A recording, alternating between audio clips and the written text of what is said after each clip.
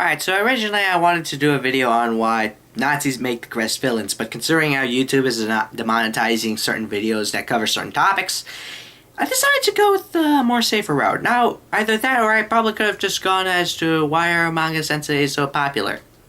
I don't know, I'm late on the train, but screw it, I might as well wanted to make the videos, alright? Sometimes, I came late, okay? I came late. So, yeah, today we're going to be talking about why anime adaptations tend to fail. Now, just to go on record, adaptations have been around for a long time, alright? And we've had adaptations from film to books, from book to film to video games, from video games to film, and it's sometimes video games to book, and so on and so forth. It's an entire web that you can go onto. But it seems that going from anime over to film is always a bad idea, and that's simply from a critic's perspective. From a monetary perspective, as in how successful they become, usually people buy into the hype, thinking that this is gonna be the one, this is gonna be the good one, and no, it doesn't tend to be. So I'm going to explain the pitfalls of certain anime adaptations and why they keep failing time and time again. And yeah, I'm gonna go ahead and throw in some suggestions of what actually could work.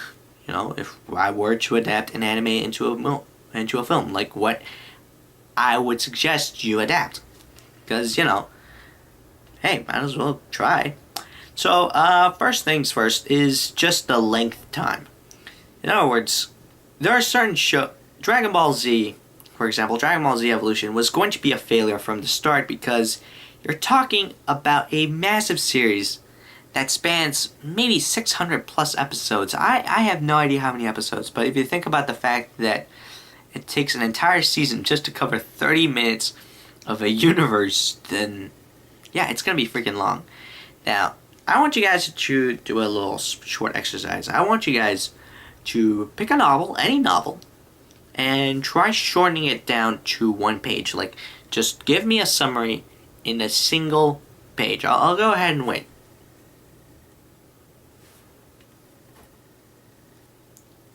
Should I open this? No? I'm not sponsored, by the way. Anyways, you guys done? You guys done? Okay. Now tell me, would you submit that summary to a book publishing site or anywhere? And would you think that you could actually make any money with that? No, you can't, because you're probably missing a whole bunch of other things from the book, maybe important details that if you showed it to someone who is a big fan of that book, that they might get a little bit pissed off. And that's the thing with transferring anime into film. You're transferring maybe 6 entire hours of this entire amazing story, maybe even a couple of sub-stories, and you're condensing it into 2 hours. You're not really going to be that successful. I'm just telling you right there. And so that's the first pitfall. Second pitfall is the idea that Americans are not familiar with Japanese culture or trying to adapt Japanese culture into American culture. And yeah, that's something that a lot of people kind of see in certain anime.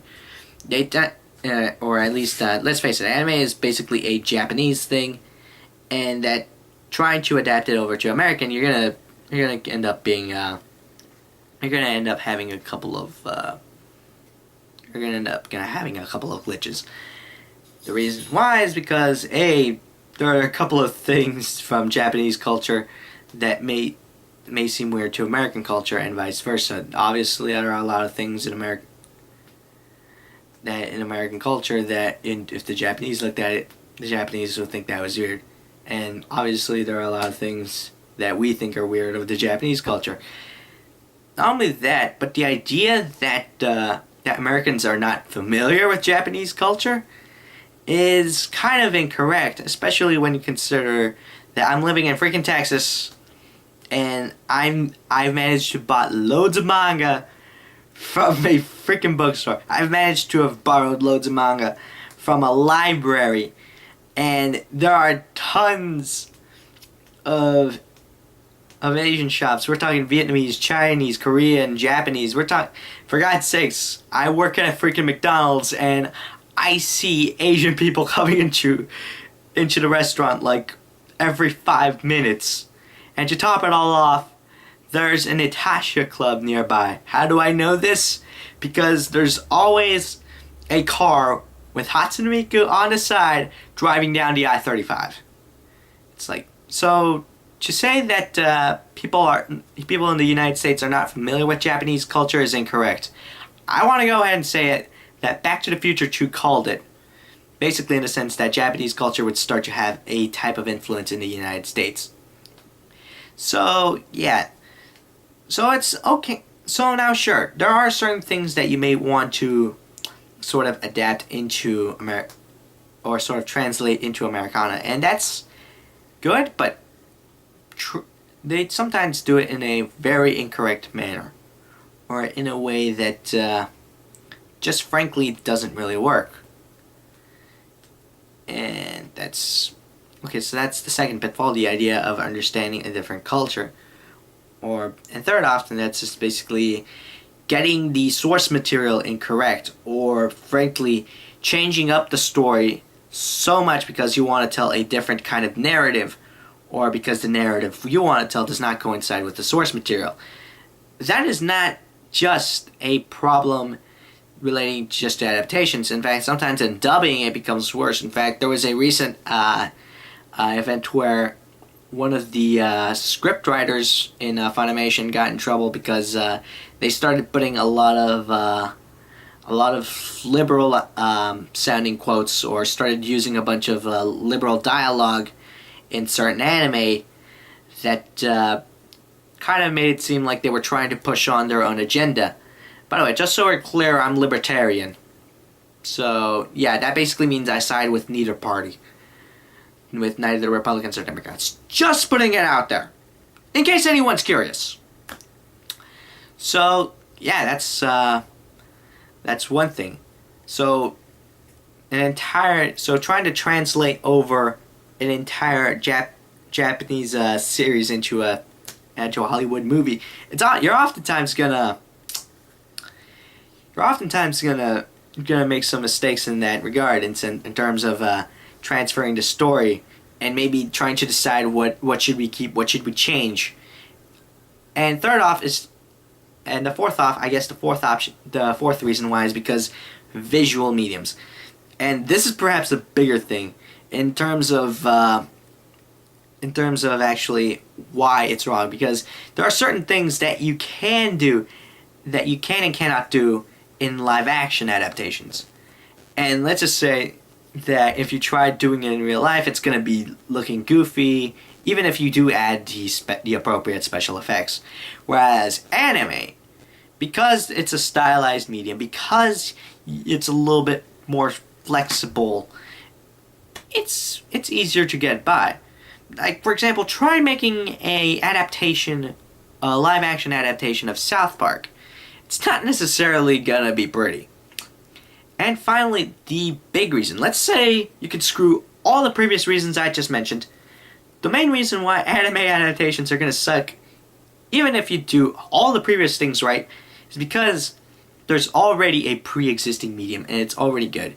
Oftentimes, the reason why they make these films is because they're trying to ride on the coattails of a certain niche, subject, like on a certain niche series, on a certain niche copyright. It's the reason why they made the Last Airbender movie. It's the reason why they made a Death Note movie. Oftentimes they're just trying to ride on coattails. But also another thing is because sometimes the creators genuinely want to try to reintroduce something, and just so that people can say, if you thought that was good, or if you thought that was crappy, trust me, the original is better. And that's always going to be the thing. Now, very rarely is the new adaptation going to be a lot better than the original, but most of the time it usually is. However, there has been a way around it, and you could arguably say that there is a good adaptation of a Japanese work onto American. And I guess two of them come to mind. First one would have to be the adaptation of the manga, All You Need Is Kill. Now, for those of you who don't know, let me see if this sounds familiar to you people. Where basically a teenage boy is enlisted to serve in the military because aliens are starting to attack.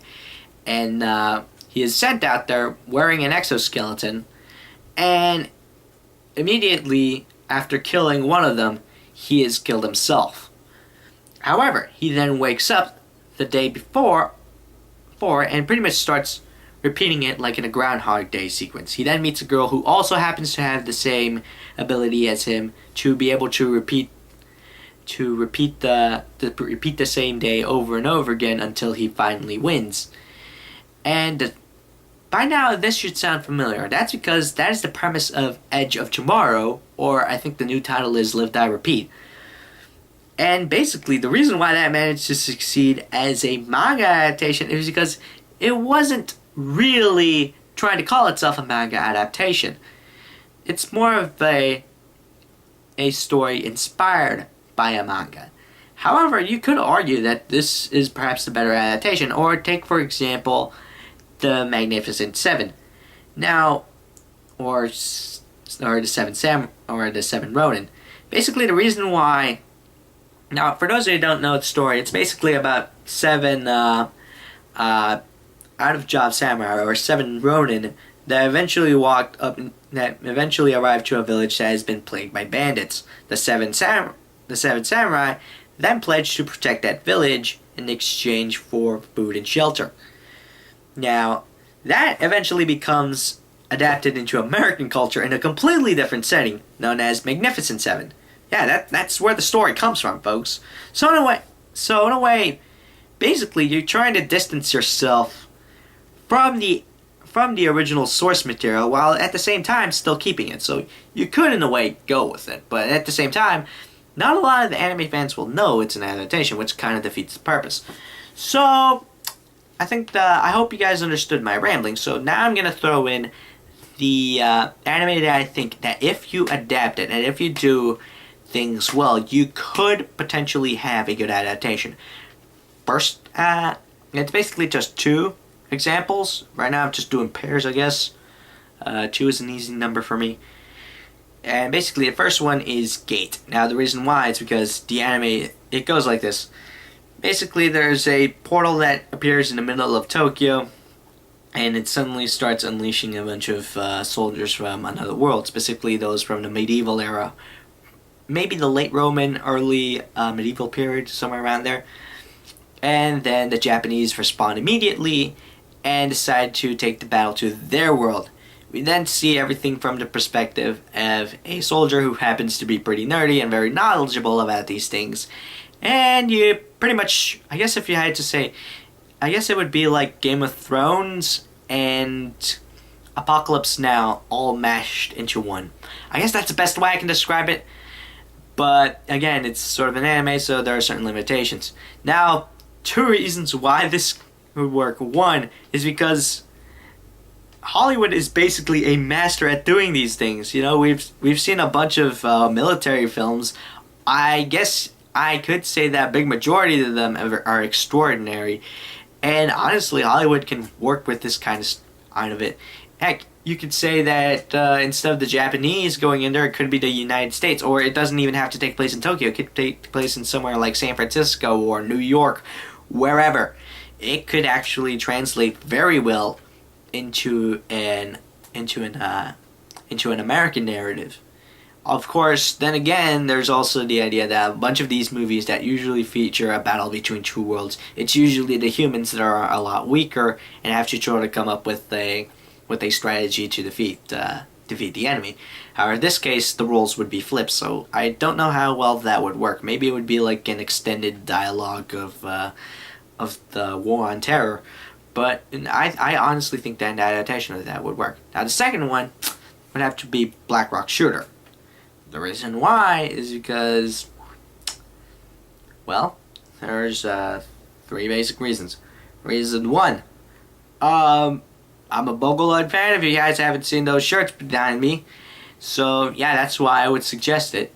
And, you know, I kind of want more exposure of her. And second off is because, much like Hatsune Miku, Black Rock Shooter is a character that is pretty much a blank slate. All you really do have are stats, but you don't really have a bio or a backstory. It's really just moldable. And third off is because, although there is the video game, and although there is the manga storyline, the TV series that people oftentimes associate with Black Rock Shooter kind of bombed. It didn't do so well, and I think that pretty much sets the bar pretty low for anyone who wants to make a film adaptation of the anime.